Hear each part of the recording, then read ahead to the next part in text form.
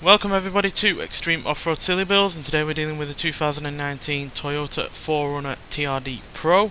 Now this has 1,270 horsepower, 901 pounds-feet of torque from a 3.4 litre turbocharged inline-six engine. The car itself now weighs 3,940 pounds, still has its off-road suspension and all-wheel drive system, but now it has off-road racing tyres, and it can do 0 to 60 in 4.623 seconds, 0 to 107.569 seconds, and going to a top speed of 238 miles an hour. Now, acceleration wise, this isn't quite as good as the Tundra TRD Pro that we took out in the previous episode, but it is more powerful, has less in the way of weight by 510 pounds, which is quite a significant amount, but it does have less in the way of torque. But yeah, something that's irrelevant to this series, but it does have a higher top speed. So yeah, not sure how this is going to compare overall, because the Tundra wasn't particularly quick, nowhere near as quick as we expected it to be. Still got into 15th place, but I would have expected it to be faster. But yeah, this is at least a smaller and lighter car, so it might be a little bit more agile, but the handling isn't particularly great.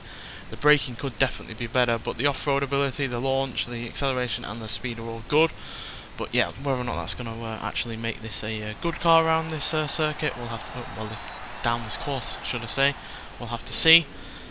But yeah, I can't imagine it's going to be drastically slower than the Tundra. I would hope that it would be quicker as well. It shouldn't have the oversteer issues of the Tundra because it's not a pickup truck. So, you know, the weight is pretty much even across the car itself. Whereas with pickups, obviously there's very little weight over the rear end, so losing grip on that rear end is easily done. This already feels a little bit more away and being stable.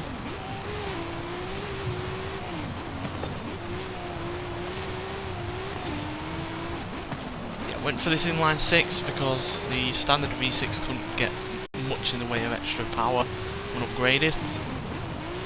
So yeah, went for this because it's still 6 cylinders, and yeah, gives us plenty of power.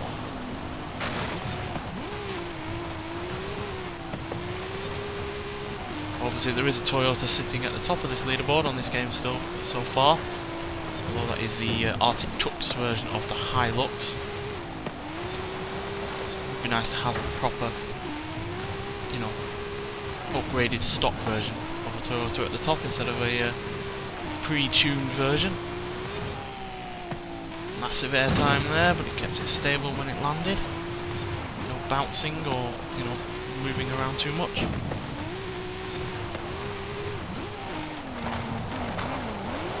I'm going to rewind that because those rocks kind of screwed us over there. So we've used 2 of our rewinds already, but I feel like this car's stable enough to really be needing another one, but we do have another one just in case. Oh dear. Well, kind of screwed that up there. That was entirely my fault, not the car's. But I don't think we should have lost too much time there. Definitely feels faster than the Tundra. The Tundra did feel quite slow for something that had more than 1,000 horsepower, but it did obviously still have quite a lot of weight lagging it behind, so probably was why.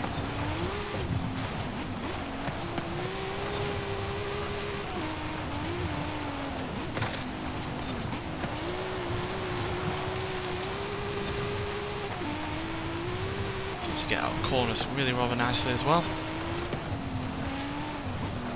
Oh dear. Right, that's our last rewind.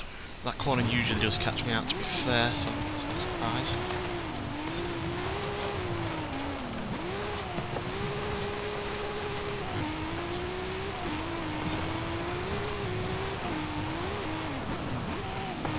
Reasonable speed there, up to more than 140.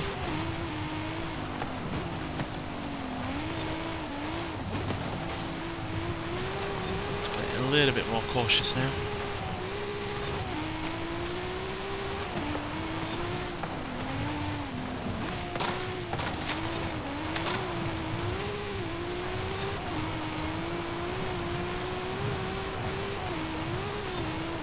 Doesn't feel slower than the Tundra, even though obviously the acceleration times state that this is.